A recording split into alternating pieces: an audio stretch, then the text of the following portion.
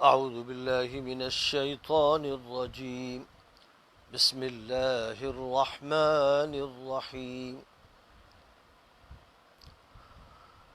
وتمت كلمات ربك صدقا وعدلا لا مبدل لكلماته وهو السميع العليم. وإن تطع أكثر من في الأرض يضلوك عن سبيل الله إن يتبعون إلا الظن وإن هم إلا يخرصون. إن ربك هو أعلم من يضل عن سبيله وهو أعلم بالمهتدين. فكلوا مما ذكر اسم الله عليه إن كنتم بآياته مؤمنين. وما لكم ألا تأكلوا مما ذكر اسم الله عليه وقد فصل لكم ما حرم عليكم إلا ما اضطررتم إليه وإن كثيرا ليضلون بأهوائهم بغير علم. إن ربك هو أعلم بالمعتدين. وذروا ظاهر الإثم وباطنه إن الذين يكسبون الإثم سيجزون بما كانوا يقترفون. ولا تأكلوا مما لم يذكر اسم الله عليه وإنه لفسق وإن الشياطين ليوحون إلى أوليائهم ليجادلوكم وإن أطعتموهم إنكم لمشركون.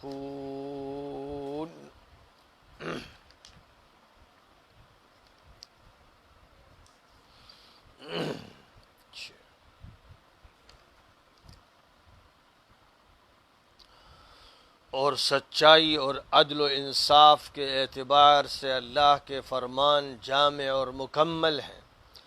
ان فرامین الہی کو کوئی بدل نہیں سکتا اور اللہ خوب سننے والا اور جاننے والا ہے.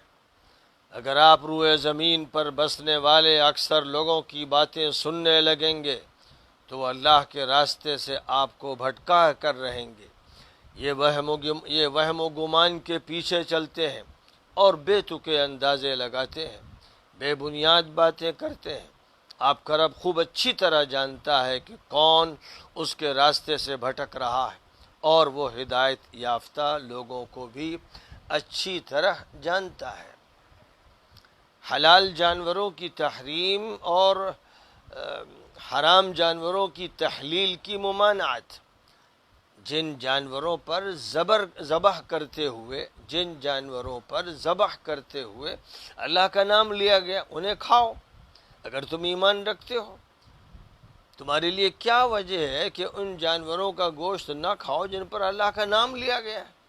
حالانکہ اللہ نے جن جانوروں کو حرام کیا ان کی تفصیل بیان کر دی ہے جن کی حالت اضطرار میں حرمت نہیں رہتی.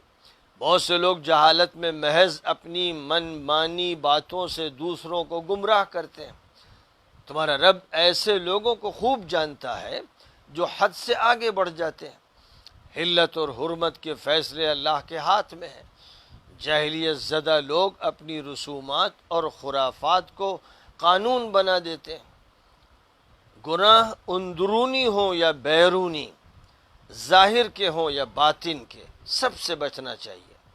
جو لوگ گناہ کا ارتکاب کرتے ہیں اپنے جرم کی سزائیں پائیں گے. ان جانوروں کا گوشت نہیں کھانا چاہیے جن پر اللہ کا نام نہیں لیا گیا، اور یہ نافرمانی کی بات ہے. اور شیطان اپنے دوستوں اور چیلوں کے دلوں میں یہ وسوسہ اندازی کرتے ہیں کہ وہ تم سے بے مقصد بحث و مباحثہ کریں. اگر تم ان کی باتوں میں آ گئے تو تم ان کی طرح مشرک ہو جاؤ گے. مشرکانہ رسومات و خرافات تمہیں بھی مشرک بنا دیں گے. سورۃ الانعام کی آیات کریمہ آیت نمبر 115 سے آیت نمبر 121 تک تلاوت کی گئی ہے اور ان کا ترجمہ پیش کیا گیا ہے. سورہ انعام کی آیت 115 اور 116 اور 117 کی کل بھی تلاوت کی گئی تھی اور ان کا ترجمہ پیش کیا گیا تھا، لیکن جو ابھی آیات پڑھی جا رہی ہیں ان سے مربوط کرنے کے لیے ان آیات کو کی پھر تلاوت کی گئی اور ان کا ترجمہ پیش کیا گیا۔ اللہ تعالیٰ کی طرف سے ان آیات میں آیت نمبر 115 میں جو بات ارشاد فرمائی گئی ہے وہ یہ ہے کہ اللہ تعالیٰ کے جو بھی فرامین ہیں، جو بھی احکام ہیں، اور اللہ تعالیٰ کی طرف سے جو کچھ بھی نازل فرمایا گیا ہے، جو کچھ بیان کیا گیا ہے ماضی کے بارے میں، انبیاء کے بارے میں، قوموں کے بارے میں، اس میں صداقت ہے، سچائی ہے، حقیقت ہے، تاریخ کا بیان ہے، واقعات کا جیسا کہ وہ گزرے تذکرہ ہے، اور جہاں تک اللہ کی شریعت کا تعلق ہے، احکام کا تعلق ہے، فرامین کا تعلق ہے، وہ سب کے سب عدل پر مبنی ہیں۔ عدل قائم کرنے کے لیے، عدل کو نافذ کرنے کے لیے، عدل کا صحیح تصور دینے کے لیے اور عدل کا نظام عطا کرنے کے لیے اللہ تعالیٰ نے اپنی شریعت عطا فرمائی ہے۔ تو ایک طرف جو بیانات ہیں وہ صداقت پر مبنی ہے، حقائق پر مبنی ہے۔ قرآن پاک میں کوئی بات بھی ایسی نہیں ہے کہ جس پر انگلی رکھی جا سکے اور شک کیا جا سکے اور اس میں شبہ پیدا کیا جا سکے۔ اللہ تعالیٰ نے جو کتاب اتاری ہے اس کے بارے میں صاف فرما دیا ہے اور بار بار فرمایا ہے کہ الف لام میم ذالک الکتاب لا ریب فیہ، یہ ایسی کتاب ہے جس میں کوئی شک نہیں ہے، کوئی تردد نہیں ہے، اس میں تذبذب نہیں ہونا چاہیے، اس میں کوئی بات ایسی رکھی نہیں گئی ہے کہ جس کے بارے میں کسی کے دل میں کوئی شبہ پیدا ہو، کوئی شک پیدا ہو۔ اس حقیقت کو قرآن پاک میں مختلف اسلوب میں، مختلف انداز سے بیان کیا گیا ہے اور بار بار بیان کیا گیا ہے۔ تو ایک تو بات یہ ہے، اور جب تجربہ کیا گیا اور قرآن پاک کو کسوٹی پر کسا گیا اور اس کی سچائیوں کا جائزہ لیا گیا، تاریخ کے حوالوں سے اس کے بارے میں غور و فکر کیا گیا، تو کہیں پر بھی کوئی بات بھی ایسی نہیں نکل سکی کہ جس کو اس حیثیت سے ثابت کیا جائے کہ یہ مشکوک بات ہے، اس میں شبہ ہے، یہ تاریخ کے واقعات کے خلاف ہے یا حقائق کے خلاف ہے۔ کسی ظاہر ہے کہ جو لوگ تشکیکی مہم چلاتے ہیں اور جو قرآن کے دشمن ہیں اور جو اللہ کو نہیں مانتے ہیں اور جو آخری نبی کو نہیں مانتے ہیں، وہ تو گالی گلوچ کریں، تان و تشنیع کریں، وہ جو چاہیں کریں، کیونکہ وہ منکر ہیں، کافر ہیں، دشمن ہیں، اور دشمن تو دیوانہ ہو جاتا ہے، دشمنی میں پاگل ہو جاتا ہے تو وہ بکواس کرتا ہے۔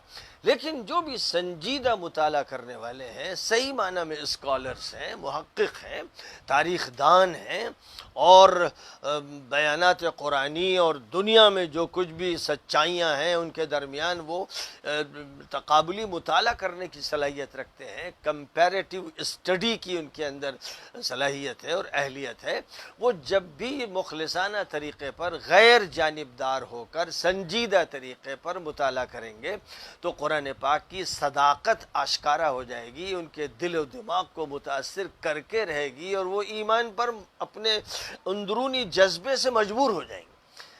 ان کا اندرون ایمان لانے پر خود ان کو مجبور کر دے گا کہ ان کو کہیں پر بھی قرآن پاک کی صداقت میں کوئی کمی نظر نہیں آئے گی۔ دوسری بات یہ ہے کہ قرآن پاک کے ذریعے سے اللہ تعالیٰ نے جو شریعت، جو قانون، جو دستور، جو نظام عطا کیا ہے، اور وہ صرف ایک قوم کے لیے نہیں دیا گیا ہے، پوری انسانیت کے لیے نظام عطا فرمایا گیا ہے، ایک دور کے لیے نہیں ہے، تمام ادوار کے لیے ہے، ایک زمانے کے لیے نہیں ہے، تمام زمانوں کے لیے ہے۔ جب تک اس دھرتی پر انسان آباد ہیں، اللہ تعالیٰ کا دیا ہوا دستور، قانون، نظام چلتا رہے گا، اور اس قانون کے اندر اللہ تعالیٰ نے اتنی وسعت رکھی ہے، اتنی لچک رکھی ہے، اتنی ہمگیری رکھی ہے، اتنی جہانگیری رکھی ہے کہ کوئی سا ماحول ہو، کوئی سا دور ہو، اور دنیا کا کوئی سا جغرافیہ ہو، اور کوئی سا علاقہ ہو، اور کوئی سی قوم ہو، جہاں پر بھی انسان موجود ہیں، جب وہ قرآن پاک کا مطالعہ کریں گے تو ان کو قرآن پاک میں خود اپنے مسائل کا حل ملے گا۔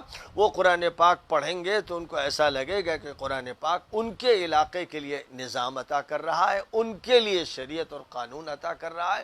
تو اس اعتبار سے کسی کو بھی کہیں دشواری نہیں ہوگی۔ دشواری اگر پیدا ہوتی ہے تو وہ کسی انسان کے ذہن میں پیدا ہوتی ہے، جو تنگی پیدا ہوتی ہے وہ کسی عالم کے سوچ میں پیدا ہوتی ہے، اور جو کچھ اس کی سوچ میں تنگی ہوتی ہے، کسی انسان کے دل میں تنگی ہوتی ہے، وہ قرآن کی تفسیر ایسی کرتا ہے کہ قرآن کی آیت میں اور اس کی تفسیر میں اپنی تنگی منتقل کر دیتا ہے۔ وہ قرآن پاک کی دنیا کو سمیٹ لیتا ہے، اور جیسے اس کی چھوٹی سی دنیا ہے وہ ایک کنویں میں ہے، وہ قرآن کو بھی کنویں میں لے آتا ہے۔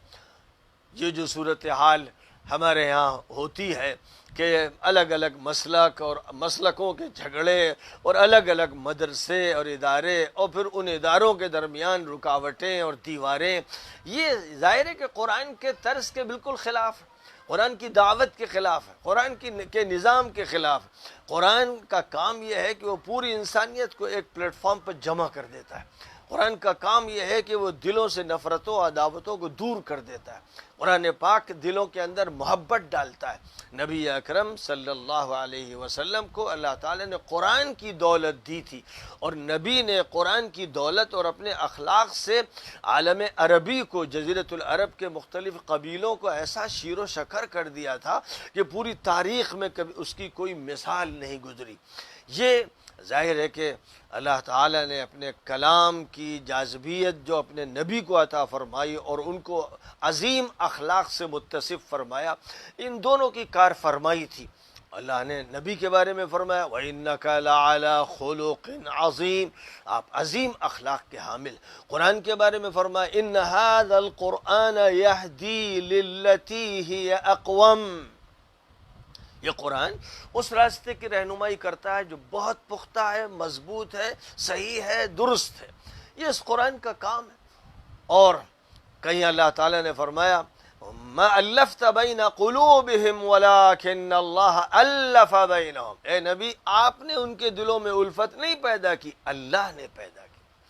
اور نبی صلی اللہ علیہ وسلم کو اللہ کی طرف سے حکم ہے کہ فَذَكِّرْ بِالْقُرْآنِ مَنْ يَخَافُ وَعِيدٍ، آپ قرآن کے ذریعے سے نصیحت کیجئے ان تمام لوگوں کو کہ جن کے دلوں میں خوف ہو مالک کا، خالق کا، اللہ کا، جن کے ضمیر زندہ ہوں، جن کے دلوں میں احساس ہو، جو ابھی مرے ہوئے نہ ہوں، جو پتھر اور لکڑی نہ بن گئے ہوں، ان کو آپ مخاطب کیجئے۔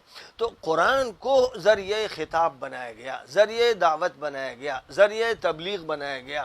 نبی صلی اللہ علیہ وسلم کا اس معاملے میں یہ حال تھا کہ آپ نے اپنے صحابہ کو منع کر دیا تھا کہ میری حدیثیں مت لکھو، میری حدیثیں مت چلاؤ، صرف قرآن چلاؤ۔ مکہ مکرمہ میں آپ کی کڑی ہدایت تھی کہ صرف قرآن۔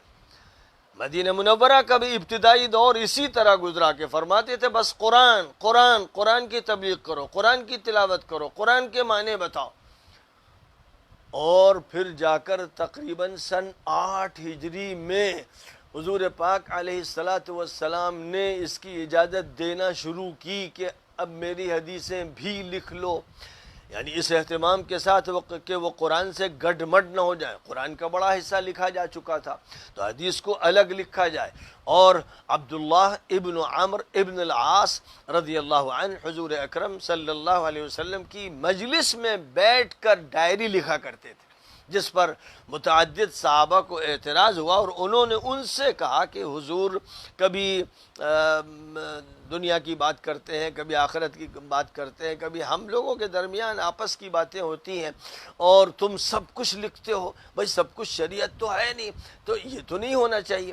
تو عبداللہ ابن عمرو نے حضور صلی اللہ علیہ وسلم سے لوگوں کی شکایت کا جب تذکرہ کیا تو آپ نے فرمایا لکھو، ہر چیز لکھو، میرے منہ سے کوئی بات غلط نہیں ہوتی، یعنی جو بات بھی میری زبان سے نکلتی ہے وہ صحیح ہوتی ہے، اگر کہیں کوئی غلطی ہو بھی جاتی تو اللہ متنبع فرما دیتا ہے، پھر اس کی تصحیح ہو جاتی ہے۔ تو اس سے یہ بات ثابت ہو گئی کہ اللہ تعالیٰ کی طرف سے نبی صلی اللہ علیہ وسلم کو کیونکہ ایک نمونہ بنایا گیا ہے، ایک مثال بنایا گیا ہے، لہذا حضور پاک علیہ الصلاۃ والسلام رنجیدہ ہوں یا خوش ہوں، آپ مسکرا رہے ہوں یا حالت غم کی آپ پر طاری ہو، آپ لوگوں کے ساتھ مل کر لوگوں سے باتیں کر رہے ہوں یا اللہ کی وحی سنا رہے ہوں، کسی بھی حالت میں آپ کی زبان سے کوئی باطل نہیں نکلتا، آپ کی زبان سے حق نکلتا ہے۔ اللہ تعالیٰ نے آپ کو ایک نمونہ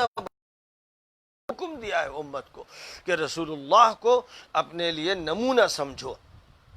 تو بہرحال جہاں تک اللہ تعالیٰ کے کلمات ہیں اور اللہ کے فرامین ہیں اور اللہ کے احکام ہیں، ان میں سچائیاں ہیں، صداقتیں ہیں، عدل ہے، انصاف ہے، اعتدال ہے، اور میانہ روی سکھانے کے لیے اللہ تعالیٰ کی طرف سے نظام عطا فرمایا گیا ہے، اور اللہ کے فرامین کو کوئی بدل نہیں سکتا۔ جو فیصلہ الہی ہے وہ نافذ ہو کے رہتا ہے۔ جب اللہ کی مشیت ہوگی اور جب اللہ کا کوئی فیصلہ ہوگا تو اسی کے مطابق چیزیں وجود میں آئیں گی۔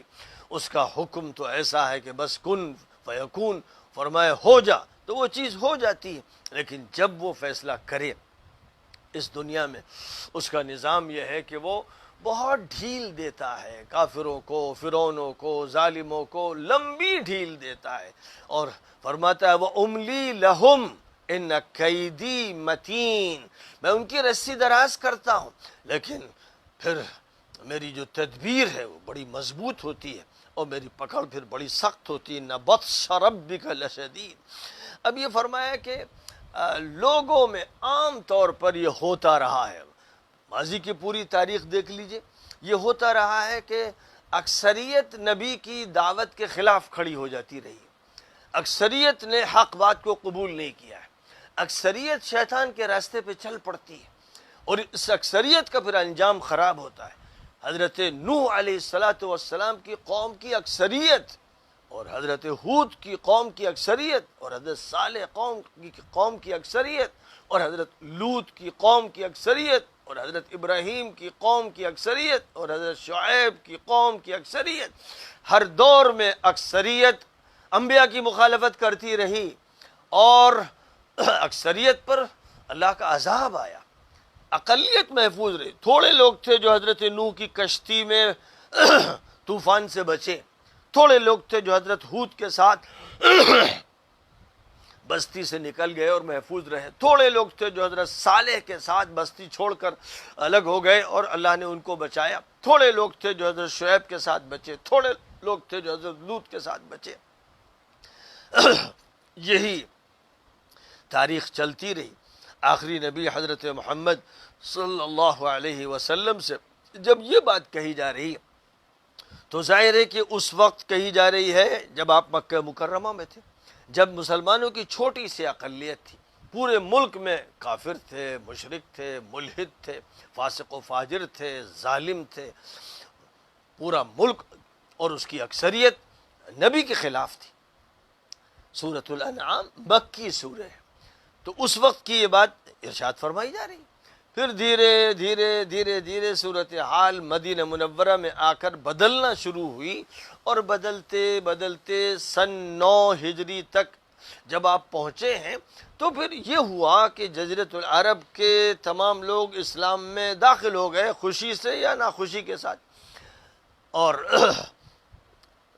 عمرو بن سلمہ ایک صحابی ہیں، کم عمر تھے، ان کا بیان ہے کہ کانت العرب تلوم باسلامہم الفتح، عرب کے لوگ جو ہیں فتح مکہ کا انتظار کر رہے تھے اپنے اسلام لانے کے سلسلے میں، یعنی وہ قرآن کے دلائل پر غور نہیں کر رہے تھے، وہ نبی کی تعلیمات پر غور نہیں کر رہے تھے، وہ یہ دیکھ رہے تھے کہ کس کروٹ اونٹ بیٹھے گا، غلبہ کس کا ہوگا، فتح کس کو ملے گی، اور کیونکہ وہ اسی انتظار میں تھے لہذا جب فتح نبی اکرم صلی اللہ علیہ وسلم کو حاصل ہو گئی تو جوق در جوق لوگ آنے لگے اور ہر طرف سے وفود آنے لگے۔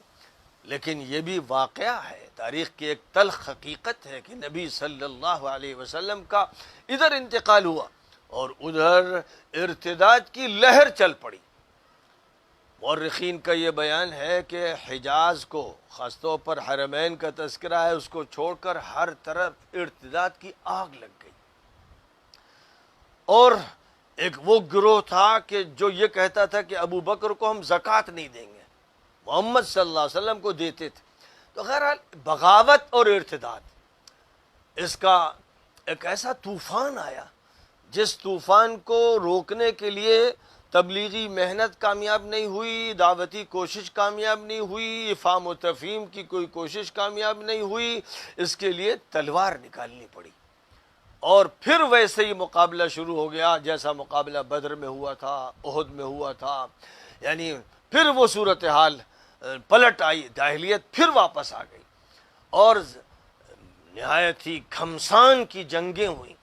ان گھمسان کی جنگوں کے بعد پھر وہ لوگ رام ہوئے، پھر وہ لوگ دبے کہ جو لوگ طاقت کی بنیاد پر حلقہ اسلام میں داخل ہوئے تھے، مکہ فتح ہوا تھا تو انہوں نے اسلام قبول کیا تھا، نبی کا انتقال ہوا تو وہ اسلام سے پھر گئے تھے، پھر اس کے بعد جب طاقت استعمال کی گئی تو پھر وہ اسلام کے حلقے میں واپس آئے۔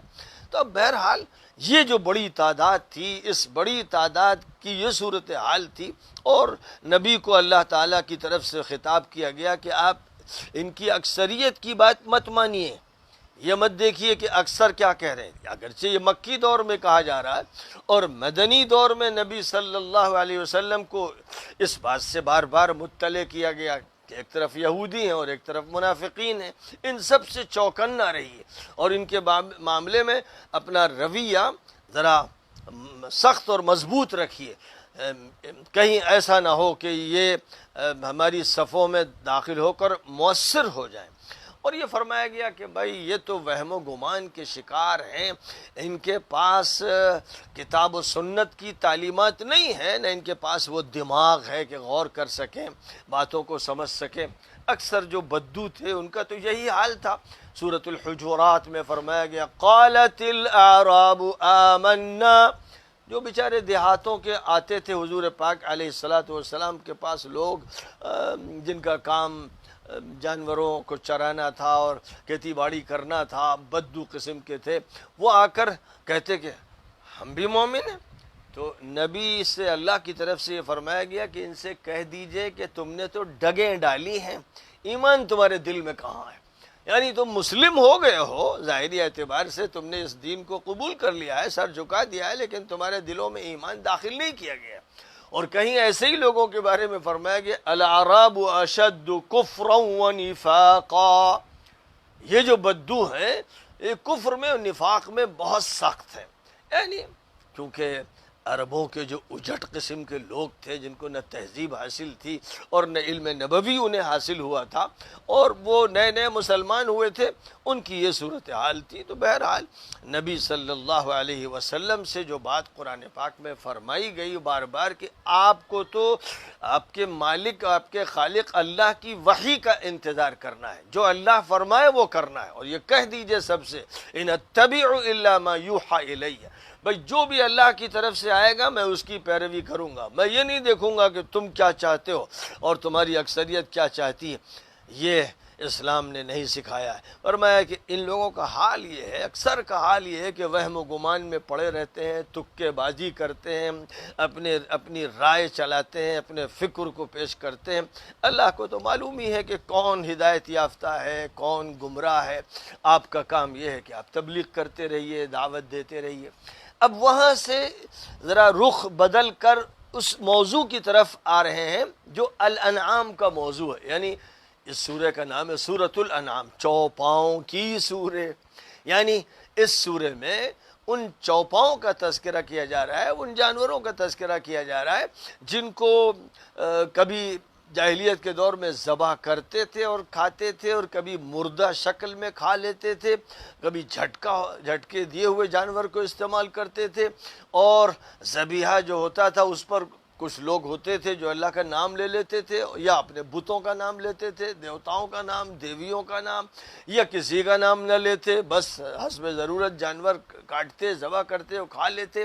یہ جو جاہلی معاشرہ تھا، اس جاہلی معاشرے کی اب اصلاح ہو رہی تھی، اور مکی دور سے اس سلسلے کی اصلاحات شروع ہو گئی تھیں کہ کیا کھایا جائے، کیا نہ کھایا جائے، کیا پیا جائے، کیا نہ پیا جائے، کیا پہنا جائے، کیا نہ پہنا جائے، ہم کون سے اخلاق اختیار کریں، لوگوں کے ساتھ کیا رویہ ہو، ہمارا اللہ کے ساتھ کیا رویہ ہو، پیغمبر کے ساتھ کیا رویہ ہو۔ یہ بنیادی تعلیمات تو مکی دور میں دی جا رہی تھیں، اور مکی صورتوں میں ان کے بارے میں باتیں ارشاد فرمائی جا رہی تھیں۔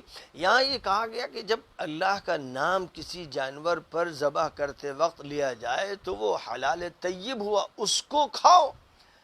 عجیب قسم کے جاہلی دماغ تھے کہ اگر اللہ میاں کے نام سے جانور ذبح ہو رہا ہے تو نہیں کھائیں گے، اور اگر ذبح کیا جا رہا ہے لات اور حبل اور منات اور عزا، دیویوں کے نام پر اور دیوتاؤں کے نام پر، تو بڑے شوق سے کھانے بیٹھ گئے۔ یہ جاہلیت کے انڈے بچے تھے جو ان کے دماغ میں پیدا ہو رہے تھے۔ یہ شرک کا حال ہے۔ شرک ہمیشہ اللہ سے دور کرتا ہے۔ شرک کا معاملہ یہ ہے، یعنی شیطان کی ایسی چال ہوتی ہے کہ اللہ سے محروم کر کے اور ادھر ادھر بتوں میں، مورتیوں میں اور دوسری چیزوں میں الجھا دیا جائے، اپنے بنائے ہوئے خداؤں کے ساتھ الجھا دیا جائے۔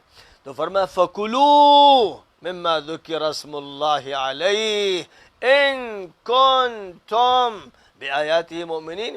یہ ایمان والوں سے کہا جا رہا ہے، یعنی ایمان کے باوجود ابھی اس طرح ڈگمگا رہے تھے کہ اگر بھائی مومن ہو، اگر مومن ہو تو اللہ کا نام جس پر لیا جائے اسے کھاؤ۔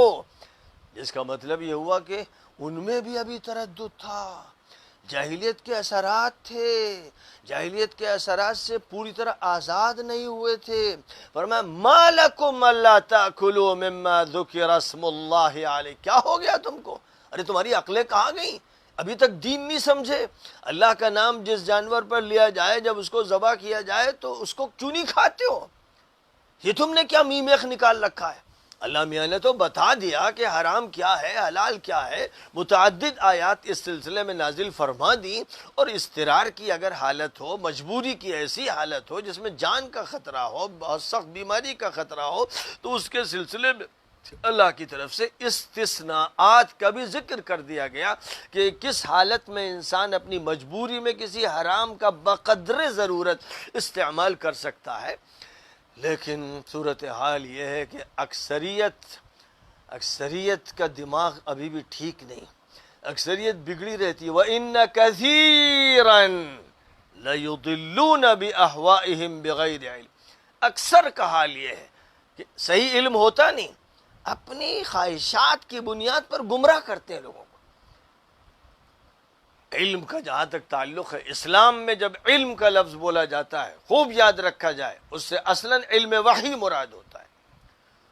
اسلام میں بنیادی طور پر وہ علم معتبر ہے، وہ علم اصل ہے جس کا تعلق اللہ سے ہو، جو اللہ نے عطا فرمایا ہے، اور اللہ کے نبی نے بھی اللہ کی عطا کی بنیاد پر عطا فرمایا ہے۔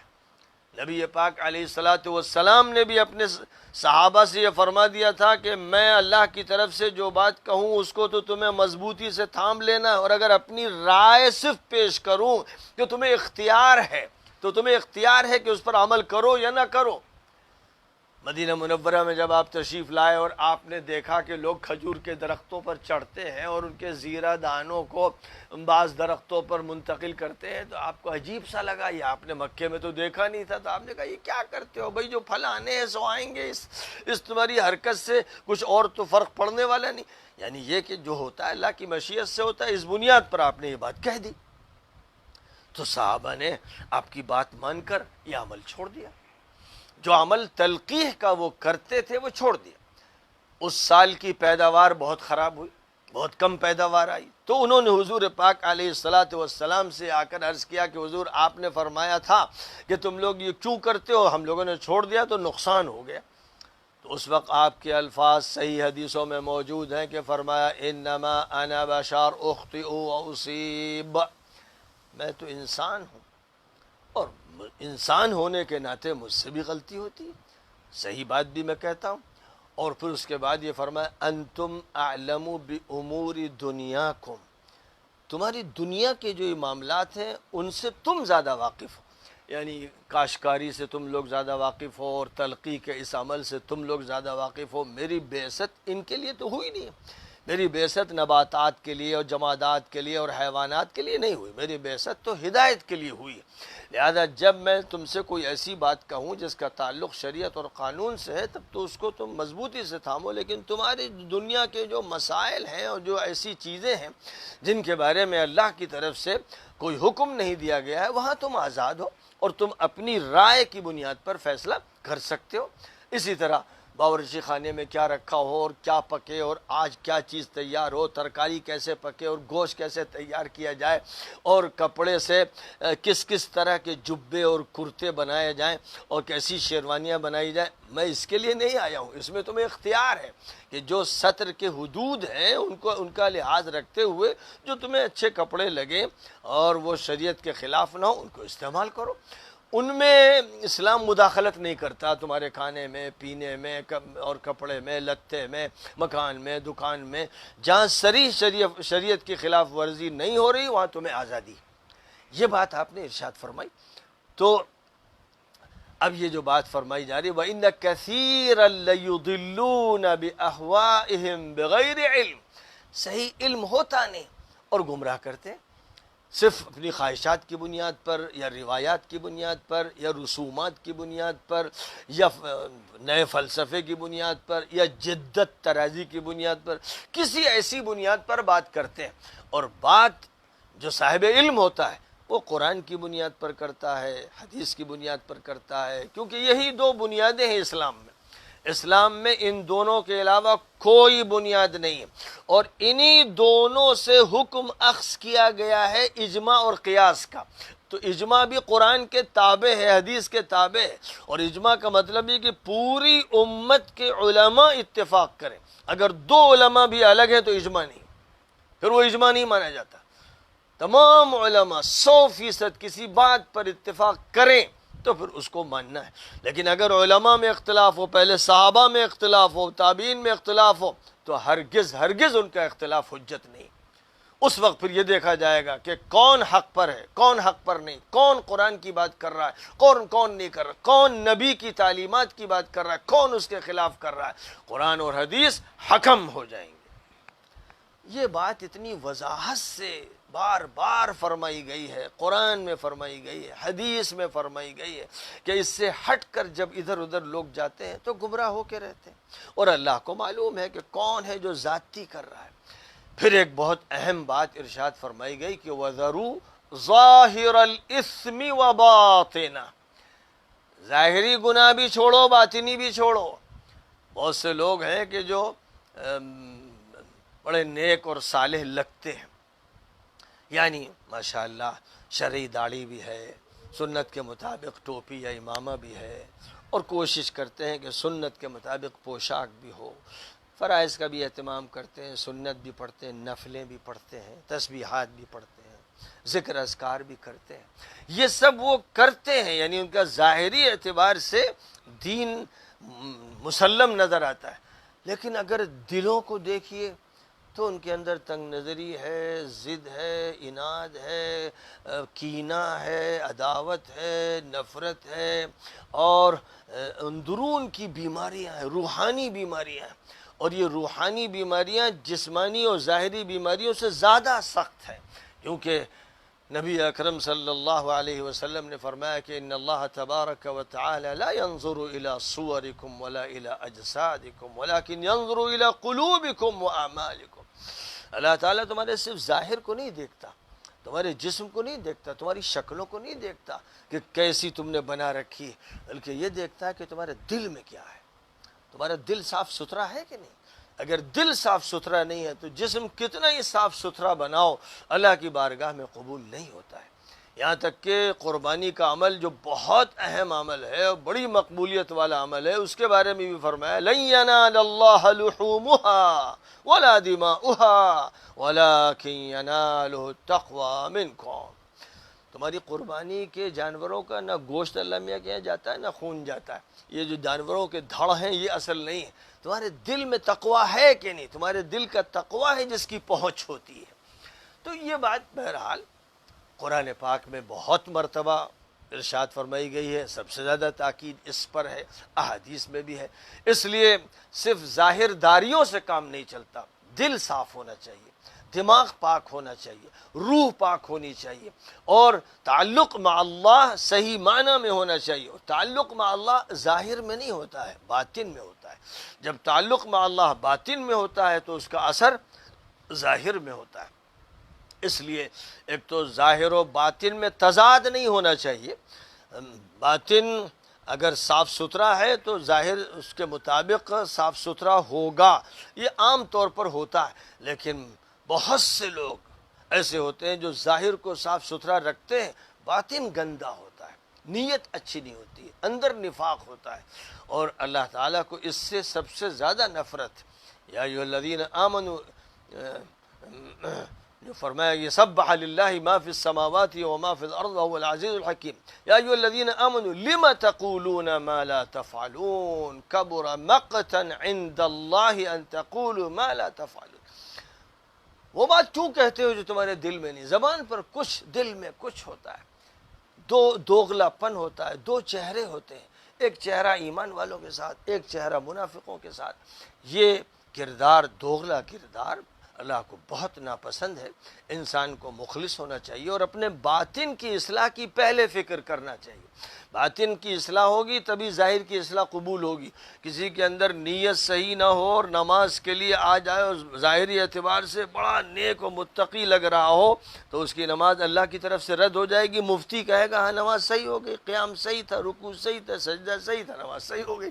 وہ بیچارہ ظاہر کو دیکھ کر رائے قائم کر دے گا، لیکن اللہ کے یہاں وہ نماز مردود ہو گئی کیونکہ دل میں خلوص نہیں تھا اور اللہ سے تعلق نہیں تھا اور نماز کی صحیح نیت نہیں تھی. فرمایا گیا کہ جو لوگ بھی گناہ کماتے ہیں ان کو گناہ کی سزا ملے گی. جو بھی وہ ارتکاب کرتے ہیں جرائم کا، تو ان جرائم کے ارتکاب کے نتیجے میں وہ سزا پائیں گے. اور پھر یہ فرمایا گیا کہ اللہ تعالیٰ کا نام جس پر لیا جائے اس کو تم جو نہیں کھاتے ہو، اے مجرموں، اے کافروں اور اے ادھر ادھر کی باتیں بنانے والوں، یہ تمہارا فاسقانہ عمل ہے. یعنی فاسقانہ، یہاں فسق سے مراد یہ ہے کہ خروج ہو، اسلام سے خروج، دین سے خروج، شریعت سے خروج. یہ تمہارا منکرانہ عمل ہے، یہ تمہارا کافرانہ عمل ہے کہ جو اللہ بتا رہا ہے قطعی طور پر، جس کا حکم دے رہا ہے، تم اسے نہیں مانتے ہو. اور فرمایا کہ وَإِنَّ الشَّيَاطِينَ لَيُوحُونَ إِلَىٰ أَوْلِيَائِهِمْ لِيُجَادِلُوكُمْ.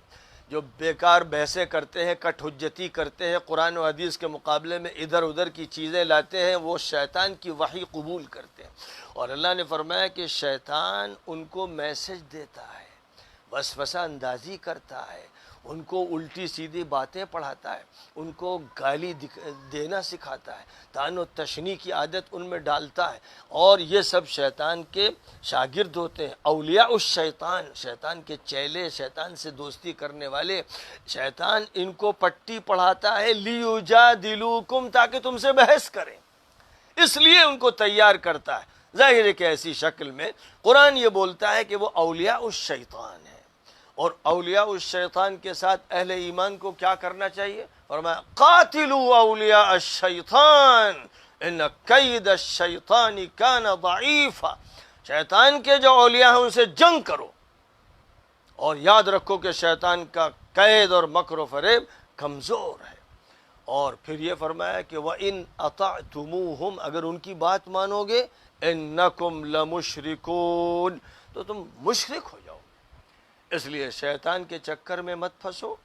اللہ کی بات مانو، اللہ کے نبی کی بات مانو، اور ان سے ہٹ کر کوئی بات بھی کہیں سے کہی جائے تو جب تک اس کو قرآن و سنت کے پیمانے پر نہ ناپ لو اور ترازو میں نہ تول لو. اگر تمہارے اندر یہ صلاحیت ہے اور نہیں ہے تو ظاہر ہے کہ بھائی پہلے علم حاصل کرو، اس کے بعد سمجھنے کی صلاحیت پیدا کرو. پھر اس کے بعد زبان کھولو. جس کے پاس صحیح علم نہیں ہے اس کو چاہیے کہ زبان بند رکھے، اپنے کام کاج میں لگا رہے. وہ مزدور بننے کا اہل ہے، وہ حمال و قلی بننے کا اہل ہے، وہ کاشتکار بننے کا اہل ہے، لیکن علمی چیزوں میں مداخلت کا وہ اہل نہیں ہوتا ہے. اس لیے جو صاحب علم ہے اور جس کی نظر ہے قرآن و حدیث پر اور استنباط کی صلاحیت ہے، اسی کو صحیح معنی میں گفتگو کرنی چاہیے. اور پھر گفتگو کا جو مرجع ہو وہ بھی کتاب اللہ اور سنت رسول اللہ صلی اللہ علیہ وسلم. وآخر دعوانا ان الحمد للہ رب العالمین.